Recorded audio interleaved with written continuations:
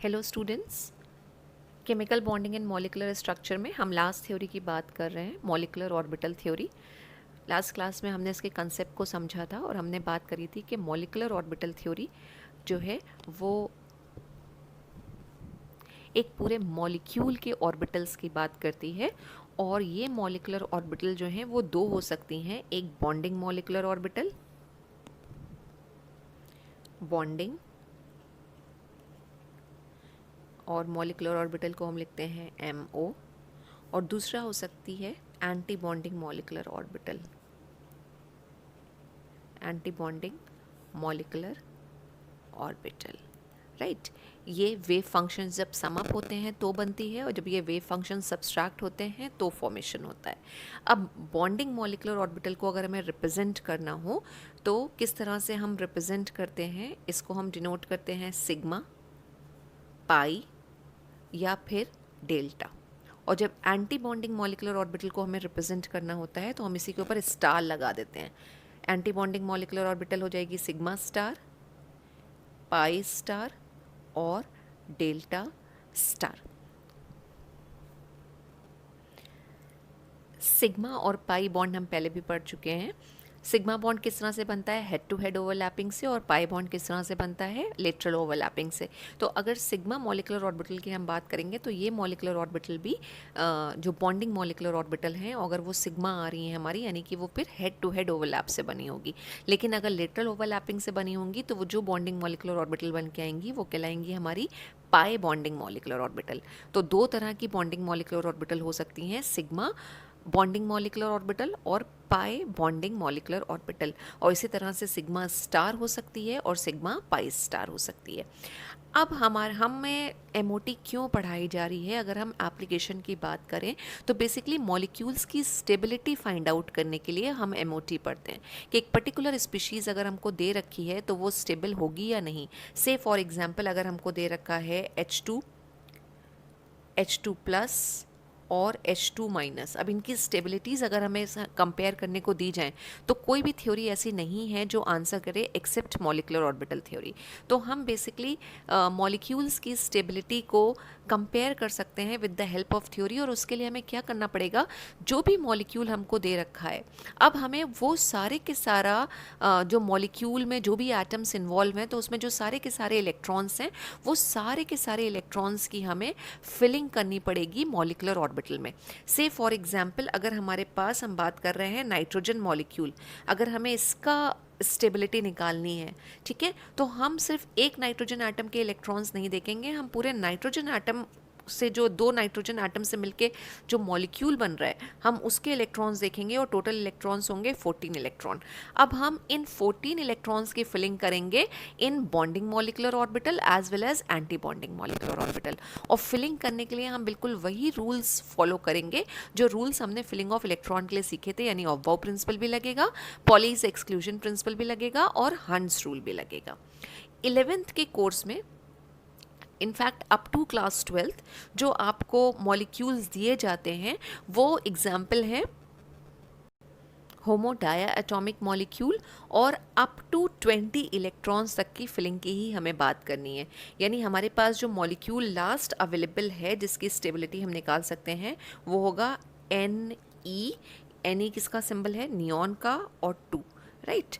तो Ne2 में अगर हम टोटल इलेक्ट्रॉन्स की बात करें तो एक नियॉन के एटम में 10 इलेक्ट्रॉन होते हैं और Ne2 में कितने इलेक्ट्रॉन आ जाएंगे, 20 इलेक्ट्रॉन आ जाएंगे। तो हमें सिर्फ 20 इलेक्ट्रॉन यानी 20 इलेक्ट्रॉन्स की फिलिंग की बात करनी है कि हम किस तरह से वो इलेक्ट्रॉन्स को फिल करेंगे। उसके लिए हम एनर्जी डायग्राम्स बनाते हैं और ऑफ बाउ प्रिंसिपल को ही फॉलो करते हुए चलते हैं, यानी जो लोअर एनर्जी की ऑर्बिटल्स होंगी वो पहले भरेंगी और हायर एनर्जी की बाद में भरेंगी, ठीक है। अब हमारे पास जो ऑर्बिटल हैं हम पहले भी पढ़ चुके हैं, जब फिलिंग हमने करी थी नॉर्मल एक एटम की जब हम फिलिंग करते थे तो ऑर्डर कुछ ये आता था कि पहले 1s में इलेक्ट्रॉन जाता था, फिर 2s में जाता था और उसके बाद फिर 2p में जाता था। और 2p में भी हमें पता है कि 2p में हमारे पास 2px होती है, 2py होती है और 2pz होती है। जब हम मॉलिक्यूलर ऑर्बिटल थ्योरी की बात करते हैं तो ये जो pz ऑर्बिटल है और pz ऑर्बिटल में भी जो जो इसकी सिग्मा ऑर्बिटल होगी, यानी कि जो हेड टू हेड ओवरलैपिंग से बनी होगी, उसकी एनर्जी कहा जाता है कि डेफिनेट नहीं है, ठीक है। तो हम पहले बात कर लेते हैं कि हमें कौन से मॉलिक्यूल्स के एग्जाम्पल करना है। तो होमो और डायटॉमिक मॉलिक्यूल्स की बात करनी है। क्या मतलब हुआ इसका? होमो मतलब सेम और डायटॉमिक मतलब मॉलिक्यूल ऐसा बन के आएगा जिसकी एटॉमिसिटी 2 होगी, और होमो न्यूक्लियर होंगे वो सारे के सारे, यानी कि उनका न्यूक्लियर सेम होगा, यानी वो सेम एटम्स होंगे। तो होमो डायटॉमिक मॉलिक्यूल्स जो हमारे पास हैं वो हमारे पास हैं H2, और H2 के बाद हाइड्रोजन के बाद आता है हीलियम। ठीक है, तो हीलियम के मॉलिक्यूल की हम बात करेंगे He2। फिर लिथियम का हम डायटॉमिक मॉलिक्यूल बनाएंगे, तो लिथियम का सिंबल है Li, Li2 हो जाएगा। Then beryllium Be2, boron 2। ठीक है, उसके बाद C2 यानी कार्बन का आ जाएगा, और N2। और N2 यानी नाइट्रोजन के बाद एटॉमिक नंबर जो होता है वो होता है 8, तो ऑक्सीजन जो मॉलिक्यूल बनाएगा हम उसकी बात करेंगे O2, फिर F2 और Na2। बस इतने मॉलिक्यूल्स की ही स्टेबिलिटी को हमें कंपेयर करना होगा या उनके लिए इलेक्ट्रॉनिक कॉन्फ़िगरेशन लिखने होंगे। अब ये मॉलिक्यूल को मैंने 2 ग्रुप में डिवाइड किया हुआ है। ये जो लिथियम और ये वाला जो ग्रुप आता है, ठीक है ना, इसको एक्सक्लूड कर दिया क्योंकि इसमें 2p ऑर्बिटल आएगी नहीं, ना हाइड्रोजन में आएगी ना हीलियम में आएगी, राइट। तो ये वाले जो मॉलिक्यूल्स हैं हमारे Li2, Be2, B2, C2 और N2, इसमें कहा जाता है कि जो जब हम 2pz ऑर्बिटल की बात करते हैं, सिग्मा 2pz ऑर्बिटल की बात करते हैं, तो वो हायर एनर्जी की होती है। सिग्मा और 2 और pz, इसमें जो एनर्जी होगी हायर होगी, और अगर हायर एनर्जी होगी तो ये वाली जो ऑर्बिटल है ये बाद में फिल होगी। और जो रेस्ट ऑफ द मॉलिक्यूल्स हैं यानी O2, F2 और N2, यानी हम जिसमें कहें कि इलेक्ट्रॉन 16 या उससे ज़्यादा आ रहे हैं, ये अप टू 14 इलेक्ट्रॉन के लिए हमारे पास आएगा फिलिंग। अभी जब हम करके देखेंगे तो 14 इलेक्ट्रॉन के हिसाब से ये रूल चलेगा, और उसके बाद अगर हमारे पास इलेक्ट्रॉन्स आ रहे हैं तो उसमें जो हमारी ये वाली ऑर्बिटल है सिग्मा, यानी जो 2pz ऑर्बिटल्स होंगी जब वो ओवरलैप करेंगी, हेड टू हेड ओवरलैप करेंगी और सिग्मा बॉन्ड का फॉर्मेशन करेंगे, तो ये 2pz जो होती है ये लोअर एनर्जी की होती है। ठीक है, अब इसको और अच्छे से समझने के लिए हम एग्जाम्पल ले लेते हैं और हम फिलिंग करते हैं। किस तरह से हम मॉलिक्यूलर ऑर्बिटल में इलेक्ट्रॉन की फिलिंग करेंगे हम उसको समझ लेते हैं। ठीक है, ऑर्डर हमारे पास क्या आता है देखिएगा। जैसे हमने ऑफ प्रिंसिपल के हिसाब से किया था तो वहाँ पे हम सिर्फ 1s 2s में कर रहे थे। अब यहाँ पे जो फिलिंग होगी इलेक्ट्रॉन्स की वो बॉन्डिंग और एंटी बॉन्डिंग मॉलिकुलर ऑर्बिटल के हिसाब से होगी, क्योंकि हम पूरा मॉलिक्यूल लेके चलेंगे। तो ऑर्डर क्या आता है फॉर 14 इलेक्ट्रॉन सिस्टम की अगर हम बात करें, या अप टू 14 इलेक्ट्रॉन सिस्टम की बात करें, अप टू भी ऐड कर लेते हैं, क्या फिलिंग ऑफ इलेक्ट्रॉन होगा। सबसे पहले जो इलेक्ट्रॉन्स हैं वो जाएंगे सिग्मा 1s में, सिग्मा 1s। और जब सिग्मा 1s कंप्लीटली फिल्ड हो जाएगी, जो पहले भी हमने रूल पढ़े थे, तो हमारी एंटी बॉन्डिंग मॉलिक्यूलर ऑर्बिटल जो होगी सिग्मा स्टार, ठीक है, और 1s।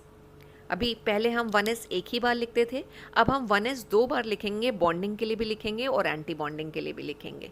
ठीक है, उसके बाद जो इलेक्ट्रॉन्स हमारे इंटर करेंगे वो करेंगे सिग्मा 2s में। जो 2s है वो हमेशा सिग्मा बॉन्ड का ही फॉर्मेशन करेगी, सिग्मा 2s। और जब एक बार सिग्मा 2s कंप्लीटली फिल्ड हो जाएगी तो इलेक्ट्रॉन्स जाते हैं एंटी बॉन्डिंग 2s में। ठीक है, तो ये ऑर्डर चल रहा है। और अगर हम ऑर्डर की बात करें तो ऑर्डर क्या है, एनर्जी इंक्रीज हो रही है, कि अगर हम लेफ़्ट टू राइट चल रहे हैं तो एनर्जी इज इंक्रीजिंग। ठीक है, 2s के बाद कौन सी ऑर्बिटल स्टार्ट होती है, 2p। और 2p में हमारे पास आती है 2px, 2py और 2pz। ठीक है, जिसमें से 2px और 2py ये दोनों पाई बॉन्ड का फॉर्मेशन करेंगी, और जो 2pz होगी वो सिग्मा बॉन्ड का फॉर्मेशन करेगी। ठीक है, आपको अगर ध्यान हो, जब हम ट्रिपल बॉन्ड की बात करते हैं तो ट्रिपल बॉन्ड में हम बोलते हैं 1 सिग्मा एंड 2 पाई, जब ओवरलैपिंग होती है तो जो x और y हैं वो बनाएंगी पाई बॉन्ड, और जो pz है वो बनाएगी सिग्मा। अब अगर हम अप टू 14 इलेक्ट्रॉन सिस्टम की बात कर रहे हैं तो हमने पहले ही बात करी कि सिग्मा 2pz जो होगी उसकी एनर्जी इंडेफिनिट होती है, और कहते हैं कि इन मॉलिक्यूल्स के लिए एनर्जी थोड़ी सी हायर होती है। तो इलेक्ट्रॉन पहले कहाँ जाने चाहिए, तो इलेक्ट्रॉन पहले जाएंगे हमारे 2px और 2py में, और जब वो कम्प्लीटली फिल हो जाएगी या हाफ फिल्ड हो जाएंगी तो हमारे 2pz में इलेक्ट्रॉन एंटर करेंगे। अब यहाँ पे एक पॉइंट और क्लियर होना चाहिए कि जब हमने ऑर्बिटल्स की बात करी थी कि जितनी भी p में ऑर्बिटल्स इन्वॉल्व होंगी वो सारी की सारी डीजनरेटेड होती हैं, यानी उनकी एनर्जी बराबर होती है।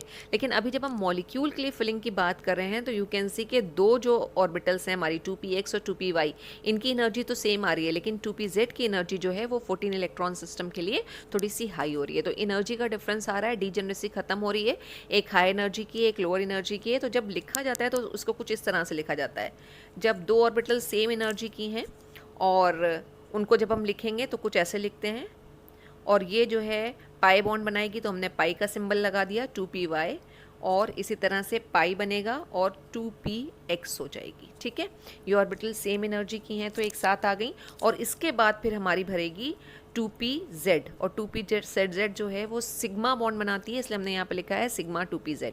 अब जब सब बॉन्डिंग ऑर्बिटल्स या मॉलिकुलर ऑर्बिटल्स फिल हो जाएंगी, बॉन्डिंग कैसे है ये, इनके ऊपर स्टार नहीं लगा हुआ है इसलिए आप इसको बोल रहे हैं कि बॉन्डिंग मॉलिकुलर ऑर्बिटल है।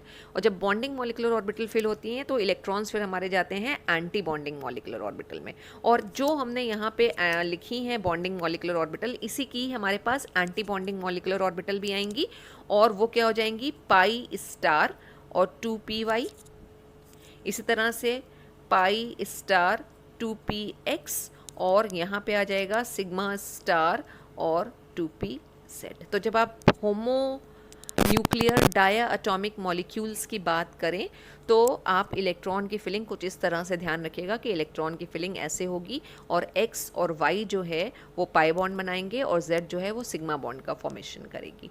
ठीक है, अब अगर हमारे पास 14 से ज़्यादा इलेक्ट्रॉन है, या हम ये कहें कि जो हमारे रिमेनिंग मॉलिक्यूल हैं for O2, F2 and Ne2, अगर हमें इसमें इलेक्ट्रॉन की फिलिंग करनी है तो ऑर्डर क्या होगा, ये तो बिल्कुल सेम रहेगा, sigma 1s sigma star 1s, यानी ये बॉन्डिंग मॉलिकुलर ऑर्बिटल और ये एंटी बॉन्डिंग मॉलिकुलर ऑर्बिटल, फिर सिग्मा 2s आएगी और सिग्मा स्टार 2s आएगा।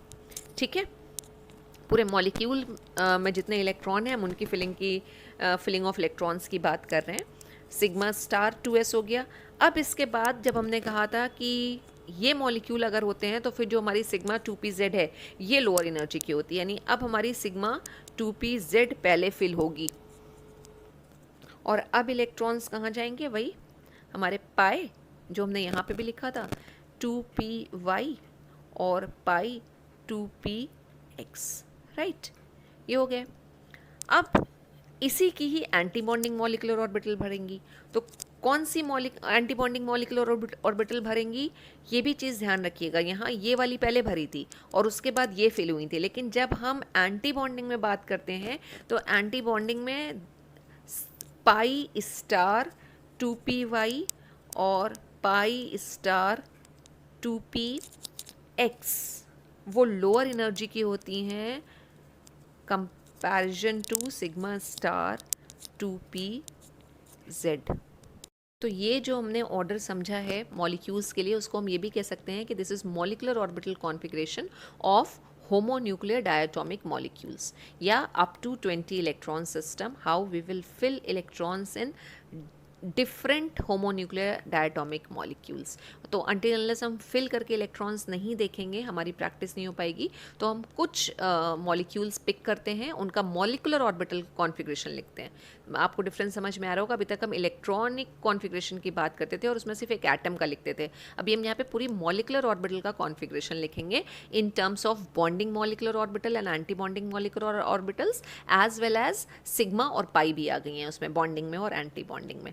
तो क्या ऑर्डर रहेगा वो हमने समझ लिया है, अब हम इलेक्ट्रॉन की फिलिंग करते हैं। अब अगर हमें Be2 यानी बेरिलियम का डायटोमिक मॉलिक्यूल बना है, इसका अगर हमें मॉलिकुलर ऑर्बिटल कॉन्फ़िगरेशन लिखना है तो कॉन्फ़िगरेशन क्या आएगा। ठीक है, पहला स्टेप हमारा क्या होगा, हम टोटल नंबर ऑफ इलेक्ट्रॉन्स निकालेंगे कि Be2 में कितने इलेक्ट्रॉन्स आएंगे। तो Be2 में कितने इलेक्ट्रॉन्स होंगे, बेरिलियम जो है उसका एटॉमिक नंबर होता है 4, तो Be2 जब बनेगा तो इलेक्ट्रॉन कितने हो जाएंगे, डबल, यानी कि 8 इलेक्ट्रॉन।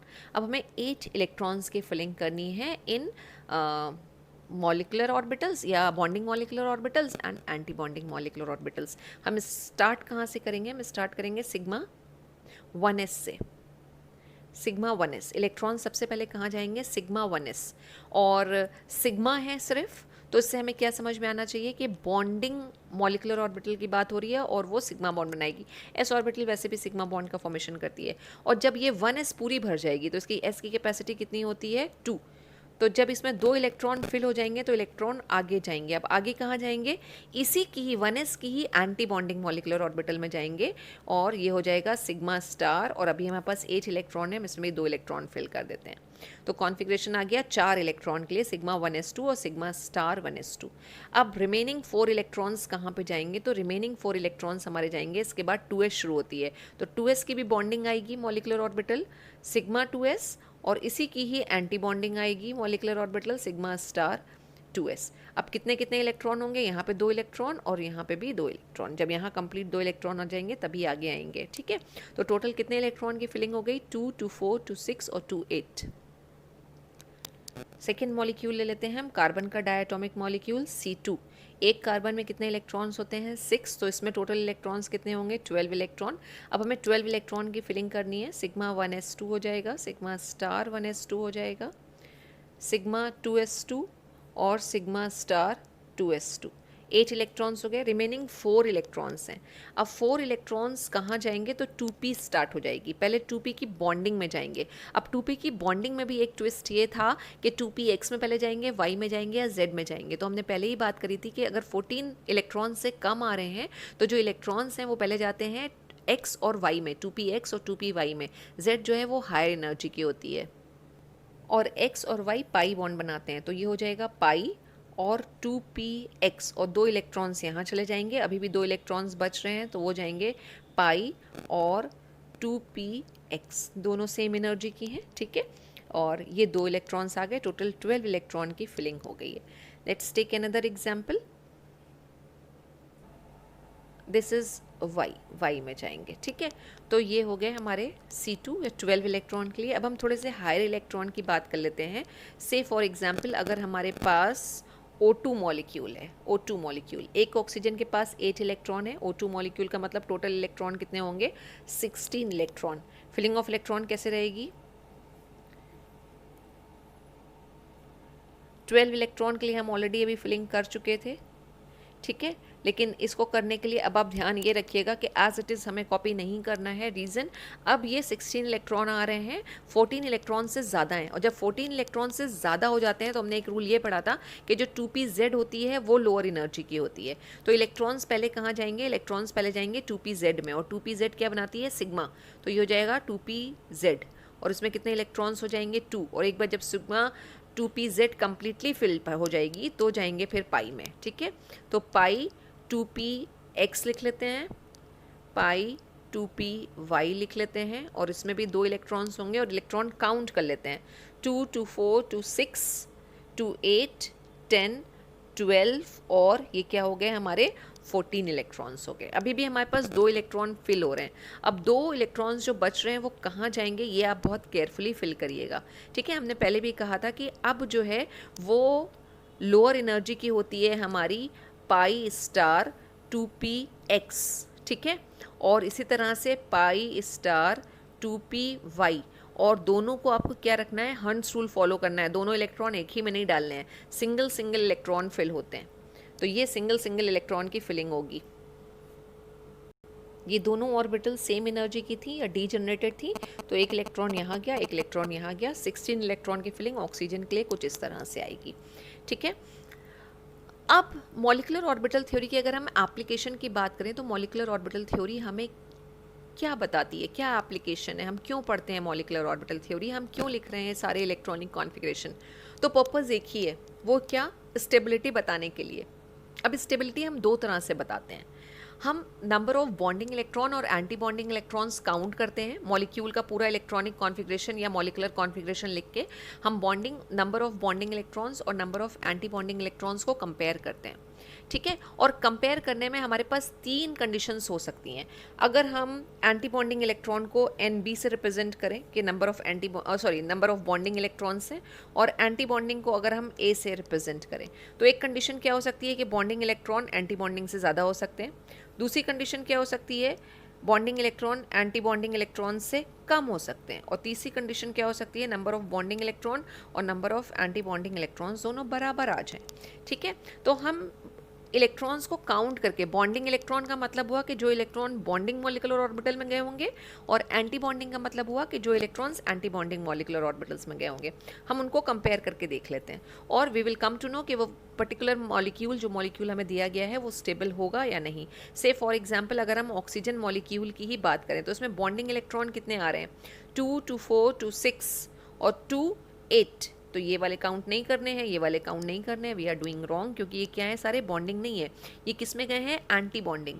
तो ये एंटी बॉन्डिंग हमारे इलेक्ट्रॉन्स है, ये एंटी बॉन्डिंग हमारा इलेक्ट्रॉन है, और जिस पे स्टार लगा हुआ है वो सब हमारे एंटी बॉन्डिंग इलेक्ट्रॉन है। ये एंटी बॉन्डिंग है और ये भी एंटी बॉन्डिंग है। बॉन्डिंग इलेक्ट्रॉन कौन से हैं, 2, 2, 4, 2, 6, 2, 8 और 2, 10। तो ऑक्सीजन मॉलिक्यूल में बॉन्डिंग यानी Nb इलेक्ट्रॉन्स जो आ रहे हैं वो हैं हमारे 10 इलेक्ट्रॉन्स। और एंटी बॉन्डिंग इलेक्ट्रॉन का अगर हम नंबर निकालें तो वो एंटी बॉन्डिंग इलेक्ट्रॉन का नंबर आ रहा है यहाँ पे 2, 2, 4 और एक ये 5 और एक ये 6।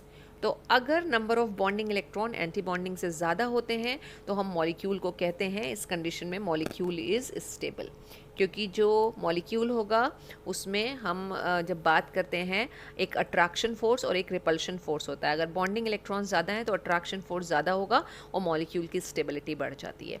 तो ज़्यादा आ रहे हैं, number of bonding electrons are more than number of anti bonding electrons, therefore the molecule is stable। लेकिन अगर सिचुएशन ये होती तो क्या होता, ये सिचुएशन में क्या हो रहा है, anti bonding and more than this, तो रिपल्शन ज़्यादा होंगे, repulsions will be high, repulsions will be more, और मॉलिक्यूल क्या हो जाएगा, अनस्टेबल। और अगर दोनों बराबर होते हैं तो भी मॉलिक्यूल हमारा आता है अनस्टेबल। अब दोनों इलेक्ट्रॉन्स बराबर होने पे भी मॉलिक्यूल हमारा अनस्टेबल क्यों हुआ, तो ये कहा जाता है कि जो बैड चीज़ है उसका इफेक्ट या इन्फ्लुएंस हमेशा ज़्यादा होता है। तो यहाँ पे भी जो एंटी बॉन्डिंग इलेक्ट्रॉन है जो मॉलिक्यूल को अनस्टेबल कर रहे हैं, उनका इन्फ्लुएंस जो है वो बॉन्डिंग से ज़्यादा होगा। तो जिसका इन्फ्लुएंस बढ़ जाएगा वही क्या करेगा, वही प्रॉपर्टी शो करेगा। वही प्रॉपर्टी मीन्स क्या, कि एंटी बॉन्डिंग इलेक्ट्रॉन का इन्फ्लुएंस ज़्यादा है, इन्फ्लुएंस इज मोर। ठीक है, एंटी बॉन्डिंग का इन्फ्लुएंस मोर है, इन्फ्लुएंस मोल होने से क्या, ज़्यादा होने से क्या होगा, मॉलिक्यूल में रिपल्शन फोर्सेस ज़्यादा हो जाएंगे, more repulsion forces, more repulsions, and in case of more repulsions molecule will be unstable. ठीक है, तो जब बॉन्डिंग ज़्यादा होते हैं तो मॉलिक्यूल स्टेबल होता है क्योंकि अट्रैक्टिव फोर्सेस वहाँ ज़्यादा होंगे, और अगर लेस हो रहे हैं बॉन्डिंग इलेक्ट्रॉन तो रिपल्शंस की वजह से मॉलिक्यूल अनस्टेबल हो जाएगा। इवन बराबर भी आ रहे हैं दोनों तब भी मॉलिक्यूल हमारा अनस्टेबल होगा, because the influence of anti bonding electrons is more than bonding electrons. Alright, अब हम आ गए हैं फाइनली उस बात पर जिसके लिए हम मॉलिक्यूलर ऑर्बिटल थ्योरी पढ़ रहे थे। हम बॉन्ड ऑर्डर का बेसिकली हमें कैलकुलेशन करना है, और बॉन्ड ऑर्डर का कैलकुलेशन हम करते क्यों हैं, वही स्टेबिलिटीज़ को कंपेयर करने के लिए। तो स्टेबिलिटी को हम बॉन्ड ऑर्डर के टर्म में भी बता सकते हैं। बहुत ही इंपॉर्टेंट टॉपिक है ये बॉन्ड ऑर्डर। आज से लेके जितने भी आपके एग्जाम्स होंगे 11th में, बॉन्ड ऑर्डर पे ज़रूर क्वेश्चंस आपको मिलेंगे। बॉन्ड ऑर्डर को हम कैसे डिफाइन करते हैं, तो इसको हम बोलते हैं it is 1/2 of the difference between number of electron present in bonding and anti bonding molecular orbital, जिसको हमने फॉर्मूला के फॉर्म में लिख दिया BO B.O. यानी कि bond order is equal to 1/2 difference between the number of bonding electrons and anti bonding electrons. Bonding electrons को हम लिखते हैं NB और एंटी बॉन्डिंग इलेक्ट्रॉन्स को हम लिखते हैं NA। ठीक है, तो Na क्या है, A is anti bonding, N is number. तो एंटी बॉन्डिंग जितने भी इलेक्ट्रॉन्स होंगे उनके नंबर की बात हो रही है। This is only bond order and how we will calculate, तो उसके लिए हमें वही पूरा मॉलिक्यूल का कॉन्फ़िगरेशन लिखना होगा और उसमें बॉन्डिंग और एंटी बॉन्डिंग इलेक्ट्रॉन्स को कैलकुलेट करने होंगे, जैसे अभी हमने करके देखे थे कुछ मॉलिक्यूल्स में। अब कैलकुलेशन के बाद अगर हमारे पास बॉन्ड ऑर्डर कुछ इस तरह से आ रहा है, जो ये टेबल बनाई हुई है, यानी कि अगर वो 0 से कम आ रहा है, ठीक है, तो उस केस में हम बोलते हैं मॉलिक्यूल की स्टेबिलिटी के बारे में स्टेटमेंट देते हैं कि मॉलिक्यूल हाईली अनस्टेबल होगा, ये हाईली अनस्टेबल, ठीक है, या फिर डज नॉट एग्जिस्ट। जो भी स्पीशीज़ दे रखी है वो या तो एग्जिस्ट ही नहीं करेगी, और अगर बन भी जाती है तो हाईली अनस्टेबल होगी वो। सेम वे 0 के साथ भी है कि अगर 0 निकल रहा है बॉन्ड ऑर्डर तो हमारी स्पीशीज़ एग्जिस्ट नहीं कर रही होगी। प्लस हाफ अगर आ रहा है बॉन्ड ऑर्डर कैलकुलेशन में तो एग्जिस्ट करेगी, लेकिन वो भी अनस्टेबल होगी। फिर +1, +2 और +3 के केस में हमारे पास स्टेबल सिंगल या डबल या फिर ट्रिपल बॉन्ड्स बन के आएंगे। तो हमें यही बॉन्ड ऑर्डर का कैलकुलेशन सीखना है। हम बहुत ही सिंपल मॉलिक्यूल पहले पिक करते हैं और उनके लिए हम बॉन्ड ऑर्डर कैलकुलेट करते हैं। से फॉर एग्जांपल हम ले लेते हैं पहला मॉलिक्यूल और वो है H2+, ठीक है। अब H2+ का अगर हमें बॉन्ड ऑर्डर निकालना है तो first step is to find out the total number of electron in this given ion या स्पीशीज, और इसमें कितने इलेक्ट्रॉन्स होंगे। एक हाइड्रोजन के पास एक इलेक्ट्रॉन होता है, दो हाइड्रोजन के पास दो हुए। एक पॉजिटिव चार्ज का मतलब यह है कि उसने एक इलेक्ट्रॉन डोनेट भी कर रखा है। तो टोटल यहाँ पे कितने इलेक्ट्रॉन्स होंगे, जस्ट 1 इलेक्ट्रॉन। और जब हम इसके इलेक्ट्रॉनिक कॉन्फ़िगरेशन या मॉलिकुलर कॉन्फ़िगरेशन की बात करेंगे तो वो कुछ इस तरह से आएगा कि जो इलेक्ट्रॉन सबसे पहले हम फिल करते थे वो हम सिग्मा 1s में करते थे, तो सिग्मा 1s ही होगी। एंटी बॉन्डिंग कोई है ही नहीं, तो जब हम बॉन्ड ऑर्डर निकाल रहे हैं तो bond order is equal to क्या हो जाएगा, 1/2। और एक इलेक्ट्रॉन गया है बॉन्डिंग मॉलिकुलर ऑर्बिटल में 1 - 0, क्योंकि एंटी बॉन्डिंग तो हमारे पास कोई नहीं है, 1/2। तो अगर हम स्पीशीज़ की बात करें तो H2+ स्पीशीज़ का फॉर्मेशन तो पॉसिबल है, यही तो निकला था, एग्जिस्ट है, लेकिन क्या होगी, अनस्टेबल होगी। मैग्नेटिक नेचर भी आप बता सकते हैं कि मैग्नेटिक नेचर क्या होगा। एक ही अनपेयर्ड इलेक्ट्रॉन यहाँ पे आ रहा है तो this will be paramagnetic in nature, paramagnetic. अगर अनपेयर्ड इलेक्ट्रॉन आते हैं तो स्पीशीज़ हमारी पैरामैग्नेटिक होती है, राइट। तो ये तो हो गया बहुत ही सिंपल मॉलिक्यूल। अब हम एक और मॉलिक्यूल सिंपल सा ही ले लेते हैं, H2-, H2- में टोटल इलेक्ट्रॉन्स कितने हो जाएंगे, 3 इलेक्ट्रॉन्स। दो H2 के पास एक इलेक्ट्रॉन और एक्सेप्ट कर लिया तो H2- आ गया। फिलिंग ऑफ इलेक्ट्रॉन कर लें हम इसके लिए तो सिग्मा 1s2 हो जाएगी, और उसके बाद इसी की एंटी बॉन्डिंग फिल होगी सिग्मा स्टार 1s, और कितने इलेक्ट्रॉन होंगे वहाँ पे 1। तो ये कॉन्फ़िगरेशन आ रहा है। अब हम जब इसका बॉन्ड ऑर्डर निकालेंगे तो bond order is equal to क्या हो जाएगा, 1/2। और बॉन्डिंग इलेक्ट्रॉन कितने हैं, 2, एंटी बॉन्डिंग कितने हैं, 1। तो 2 - 1 1, तो ये आंसर आएगा हमारे पास 1/2। तो इसकी भी वही स्टोरी है कि ये अनस्टेबल है, ठीक है, एग्जिस्ट करेगा लेकिन अनस्टेबल है, अनस्टेबल। और साथ ही साथ ये भी क्या होगा हमारा, पैरामैग्नेटिक इन नेचर, क्योंकि अनपेयर्ड इलेक्ट्रॉन यहाँ पे आ रहा है, पैरामैग्नेटिक हो जाएगी ये स्पीशीज़। थोड़ी सी अब हम इस स्पीशीज़ की बात कर लेते हैं जो अक्सर आपसे पूछ लिया जाता है, He2+, कि वेदर दिस विल फॉर्म और नॉट, और what will be the bond order of this species. कैसे निकालोगे आप, हीलियम के पास 2 इलेक्ट्रॉन होते हैं, 2 हीलियम है तो 4 इलेक्ट्रॉन हो गए, और 4 इलेक्ट्रॉन के बाद एक इलेक्ट्रॉन इसने डोनेट कर दिया, 3 इलेक्ट्रॉन आ रहे हैं। तो कॉन्फ़िगरेशन क्या होगा, जो हमने अभी ऊपर लिखा था वही कॉन्फ़िगरेशन आएगा, सिग्मा 1s2 और sigma star 1s1। Bond order कितना आएगा, 1/2। तो अगर हम He2 स्पीशीज़ की बात करें तो ये एग्जिस्ट तो करेगी लेकिन हाईली अनस्टेबल स्पीशीज़ होगी, ठीक है। और मैग्नेटिक नेचर क्या होगा, पैरामैग्नेटिक इन नेचर होगा। तो ये थर्ड मॉलिक्यूल का भी हमने कैलकुलेशन करके देख लिया। Now we take N2 molecule ले लेते हैं, या इसको ऐसा करते हैं हम कोई स्पीशीज़ में कन्वर्ट कर देते हैं, या चलिए N2 से ही लेके कर लेते हैं। N2 में कितने इलेक्ट्रॉन होंगे, 14 इलेक्ट्रॉन होंगे। फिलिंग ऑफ इलेक्ट्रॉन हम क्विकली कर लें, sigma 1s2, sigma star 1s2, उसके बाद sigma 2s2, sigma star 2s2। उसके बाद हमें जो p ऑर्बिटल है उसमें इलेक्ट्रॉन फिल करना है, और 14 इलेक्ट्रॉन सिस्टम है तो पहले कहाँ जाएगा, पाई में, पाई 2px2, और उसके बाद पाई 2py2 हो जाएगा, और उसके बाद इलेक्ट्रॉन हमारे जाएंगे सिग्मा में, सिग्मा और 2pz, और कितने होंगे 2। काउंट करके चेक कर लेते हैं, 2 2 4 2 6 2 8 10 12 और 14। अब इसमें आपको बॉन्डिंग और एंटी बॉन्डिंग इलेक्ट्रॉन निकालने हैं, कितने आएंगे। तो बॉन्डिंग इलेक्ट्रॉन कैलकुलेट करते हैं, तो बॉन्डिंग इलेक्ट्रॉन आ रहे हैं इसमें 10, तो बॉन्ड ऑर्डर हो जाएगा 1/2। बॉन्डिंग इलेक्ट्रॉन्स हैं हमारे 10, और एंटी बॉन्डिंग कितने हैं, ये स्टार, और ये हमारा स्टार लगा हुआ है तो 4, 10 - 4, और 1/2 × 6, और क्या आया 3। तो अगर आपको नाइट्रोजन मॉलिक्यूल का स्ट्रक्चर ध्यान हो तो N और N के बीच में ट्रिपल बॉन्ड बनती है। तो बॉन्ड ऑर्डर 3 क्या रिप्रेजेंट करता है? Stable triple bond. तो नाइट्रोजन नाइट्रोजन के बीच में एक स्टेबल ट्रिपल बॉन्ड का फॉर्मेशन हो रहा है। तो ये है मॉलिकुलर ऑर्बिटल थ्योरी इतने दिन से पढ़ने का पर्पस, कि हमें फाइनली जाके क्या निकलना था, हमें बॉन्ड ऑर्डर के कैलकुलेशंस करने थे, और बॉन्ड ऑर्डर के बेसिस पे हम फिर बताते हैं क्या मॉलिक्यूल की स्टेबिलिटी, चाहे वो हमें 3 मॉलिक्यूल कंपेयर करने के लिए दिए हुए हों या फिर सिंगल मॉलिक्यूल दिए हुए हों। किस तरह के क्वेश्चंस आपको मिलते हैं मॉलिकुलर ऑर्बिटल थ्योरी से? ये 3 सैम्पल क्वेश्चंस लिखे हुए हैं, आपको इसी तरह के क्वेश्चंस मिलेंगे। जैसे क्वेश्चन हो सकता है सीधा, calculate the bond order of, और कोई भी आपको स्पीशीज़ दे दी, उसका बॉन्ड ऑर्डर आपको निकालना है। ठीक है, तो कैसे आप बॉन्ड ऑर्डर निकालोगे? जैसे अभी हमने सीखा है, आप टोटल इलेक्ट्रॉन्स कैलकुलेट करिए कि कितने होंगे। बोरॉन के पास 5 इलेक्ट्रॉन होते हैं। बोरॉन का मॉलिक्यूल बना तो उसमें 10 इलेक्ट्रॉन हुए, लेकिन उसने 1 इलेक्ट्रॉन डोनेट करके आयन का फॉर्मेशन कर रहा है, तो टोटल 9 इलेक्ट्रॉन की फिलिंग करनी है, और लेस देन 14 इलेक्ट्रॉन है। उस चीज़ का ध्यान रख के आपको जो है इलेक्ट्रॉन की फिलिंग करनी है, सिग्मा 1s2 और सिग्मा स्टार और 1s2, फिर उसके बाद सिग्मा और 2s आ जाएगी, 2s2 और सिग्मा स्टार 2s2। ठीक है ना, इलेक्ट्रॉन काउंट कर लेते हैं तब आगे बढ़ते हैं। 2 2 4 2 6 और 2 8 इलेक्ट्रॉन की फिलिंग कर ली।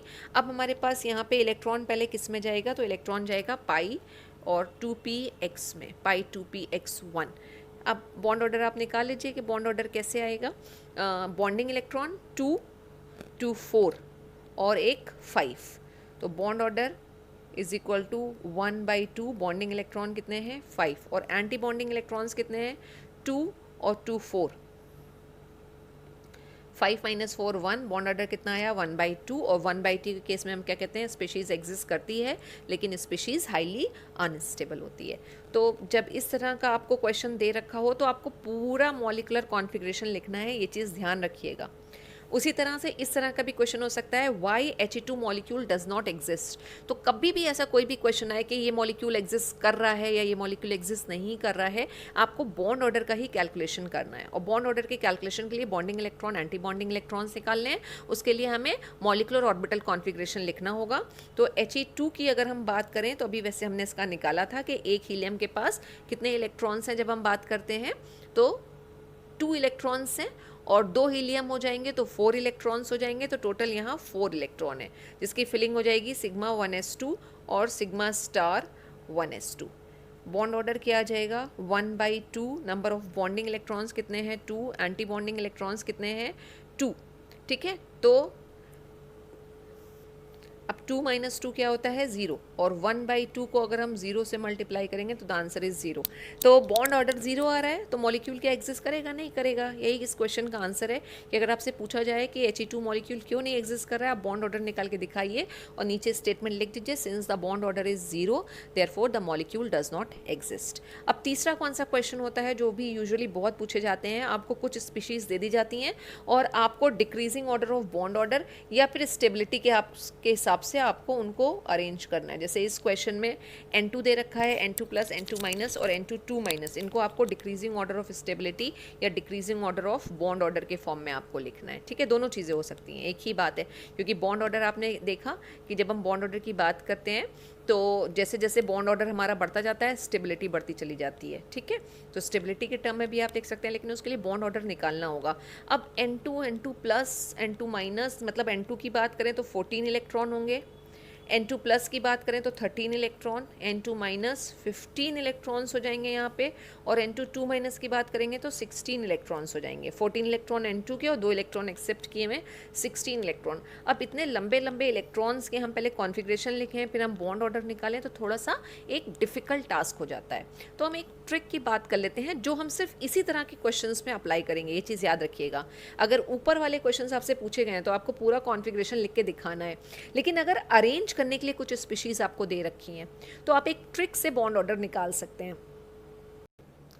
तो 5-6 इलेक्ट्रॉन्स अगर पूरे मॉलिक्यूल में है, टोटल मॉलिक्यूल में, तो बॉन्ड ऑर्डर निकालना हमारे लिए ईजी होता है, लेकिन नंबर ऑफ इलेक्ट्रॉन्स अगर बढ़ गए तो थोड़ा डिफिकल्ट हो जाता है। और इस तरह के क्वेश्चन में जहाँ हमें सिर्फ अरेंज करके ही उनको बताना है, तो दिखाना नहीं है कि पूरा कॉन्फ़िगरेशन लिखा हो। यहाँ तो एक्सपेक्ट किया जाता है कि आप पूरा कॉन्फ़िगरेशन लिखेंगे इस तरह के क्वेश्चंस में जो हमने ऊपर डिस्कस किए हैं, लेकिन यहाँ पे हमें सिर्फ इन स्पीशीज़ को अरेंज करना है इंक्रीजिंग या डिक्रीजिंग ऑर्डर के हिसाब से।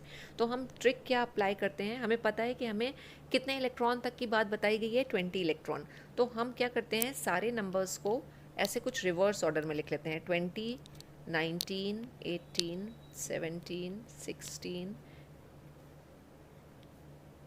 ठीक है, ये हम नंबर ऑफ इलेक्ट्रॉन्स बेसिकली लिख रहे हैं और हम रिवर्स ऑर्डर में लिख रहे हैं। 10, 9, 8 और 7 तक हम ले लेते हैं। ठीक है, 6 तक एक्चुअली ये थोड़ा सा जब नीचे की तरफ जाते हैं और 6 और 5 और 4 इलेक्ट्रॉन मॉलिक्यूल में आते हैं तब ये ट्रिक इतने अच्छे से काम नहीं करती, तो उससे हमें कोई फ़र्क भी नहीं पड़ता, क्योंकि 5-6 इलेक्ट्रॉन भरना तो बहुत आसान है। इनफैक्ट 8 इलेक्ट्रॉन्स को फिल करना बहुत आसान है, क्योंकि सिंपल सा है हमारे पास order, sigma 1s2, sigma star 1s2, उसके बाद सिग्मा 2s2 और सिग्मा स्टार 2s2। तो 8 इलेक्ट्रॉन तो बहुत ईजिली फिल हो जाते हैं हमारे। ठीक है, तो ज़्यादा इलेक्ट्रॉन से हम क्या कर रहे हैं, देखिए हमने नंबर ऑफ इलेक्ट्रॉन्स को पहले रिवर्स ऑर्डर में लिख दिया। अब हम यहाँ से स्टार्ट करेंगे अपना बॉन्ड ऑर्डर लिखना। This is number of electrons और अब हम बॉन्ड ऑर्डर लिखते हैं, और बॉन्ड ऑर्डर को जब हम स्टार्ट करते हैं तो 0.0 से करते हैं। ठीक है, और उसके बाद इसको 0.5 बढ़ाते चलते हैं, यानी 17 के आगे हम लिखेंगे 1.5 और 16 के आगे हम लिखेंगे 2.0, 15 के आगे 2.5, 3.0, और जब 3 तक पहुंच जाएंगे, तो बॉन्ड ऑर्डर हमने 3 तक बात करा था, फिर हम इसको रिवर्स ऑर्डर में लिखेंगे, यानी 0.5 से हम डिक्रीज करना शुरू करेंगे। 2.5, 2.0, फिर 0.5 का हम इसमें डिक्रीज करेंगे तो 1.5, 1.0 और 0.5 आ जाएगा, और जब हम 8 इलेक्ट्रॉन्स की बात करेंगे तो ये हो जाएगा 0.0। ठीक है, और उसके बाद हम फिर इसको बढ़ाते हैं, 0.5 और 6 इलेक्ट्रॉन हो तो 1.0, लेकिन इसके नीचे के लिए फिर वो बहुत ये ट्रिक इफेक्टिव नहीं रहती है। चलिए, तो हमें तो काम भी नहीं है, हमें तो ज़्यादा जो इलेक्ट्रॉन्स हैं उन्हीं का ही बॉन्ड ऑर्डर फाइंड करना है। क्या निकल के आया, बस सीधे कंक्लूजन निकल के आया कि अगर 20 इलेक्ट्रॉन्स होंगे मॉलिक्यूल के अंदर तो बॉन्ड ऑर्डर होगा 0.0, या फिर अगर 14 इलेक्ट्रॉन्स होंगे तो 3.0, या अगर 11 इलेक्ट्रॉन्स हैं तो जो बॉन्ड ऑर्डर आएगा 1.5।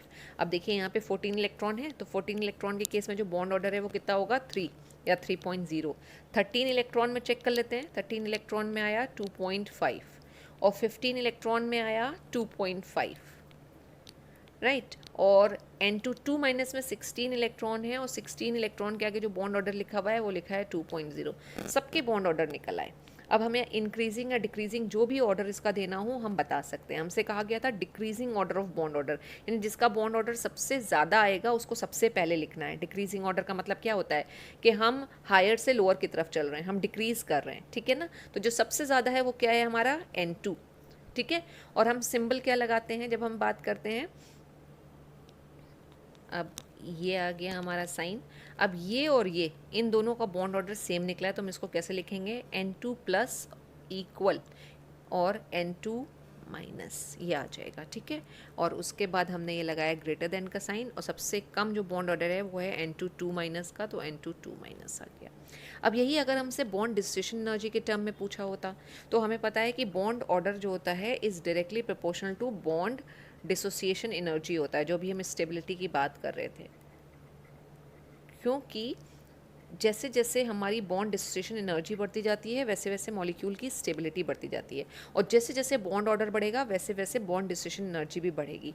तो यही सेम ऑर्डर आएगा अगर हम स्टेबिलिटी की बात करें या बॉन्ड डिसोसिएशन एनर्जी की बात करें, कि out of these many species जो N2 स्पीशीज़ है डाई नाइट्रोजन, वो हाईली स्टेबल होगी, सबसे ज़्यादा स्टेबल होगी, और सबसे कम स्टेबल जो होगी वो होगी N2 2 माइनस। और अगर हम इसी को बॉन्ड लेंथ के भी टर्म में समझना चाहें, बॉन्ड लेंथ, तो बॉन्ड लेंथ का जो आपने रिलेशनशिप पढ़ा था बॉन्ड डिसोसिएशन एनर्जी के साथ, हम कहते हैं जैसे जैसे बॉन्ड लेंथ बढ़ती जाती है वैसे वैसे बॉन्ड डिसोसिएशन एनर्जी कम होती जाती है। तो दोनों में रिलेशनशिप क्या आ रही है, इन्वर्सली प्रोपोर्शनल की। तो जो बॉन्ड लेंथ है वो इन्वर्सली प्रोपोर्शनल हुई, हम कह सकते हैं आइदर बॉन्ड डिसोसिएशन एनर्जी के या फिर बॉन्ड इन्वर्सली प्रोपोर्शनल, ऐसे करके आएगा 1/, और बॉन्ड ऑर्डर या बॉन्ड डिसोसिएशन एनर्जी। तो जिस भी टर्म में आपसे पूछा जाए अरेंज करने को स्पीशीज़ को, चाहे वो बॉन्ड ऑर्डर हो, चाहे स्टेबिलिटी हो, चाहे बॉन्ड डिसोसिएशन एनर्जी हो, या फिर बॉन्ड लेंथ हो, आप इस ट्रिक से बॉन्ड ऑर्डर निकाल के आप इसको अरेंज कर सकते हैं। अब अगर आपसे पूछा जाए कि आपके पास O2 है और O2 प्लस बन रहा है और O2 माइनस बन रहा है, ठीक है, इसमें से सबसे ज़्यादा बॉन्ड ऑर्डर किसका होगा, हाईएस्ट बॉन्ड ऑर्डर किसका होगा, बस इतना ही क्वेश्चन रखते हैं कि highest bond order O2, O2 plus और O2 माइनस में से किसका आएगा। ये आप वीडियो में आप कमेंट करके बताइएगा कि बॉन्ड ऑर्डर इन तीनों में से किसका सबसे ज़्यादा रहेगा। ठीक है, अब सिर्फ आपसे यही पूछा जा रहा है कि बॉन्ड ऑर्डर सबसे ज़्यादा किसका रहेगा, तो आप ट्रिक से भी निकाल सकते हैं। आप सबके इलेक्ट्रॉन्स कैलकुलेट कर लीजिए और ये ट्रिक आपको बताई गई है, ये ऑर्डर आपको बताया गया है, आप इस ऑर्डर से भी इसको कैलकुलेट कर सकते हैं। इसी के साथ जो पूरा chemical bonding and molecular structure का चैप्टर था वो फिनिश हो गया। लास्ट टॉपिक था, हमने कवर कर लिया। Thank you so much students.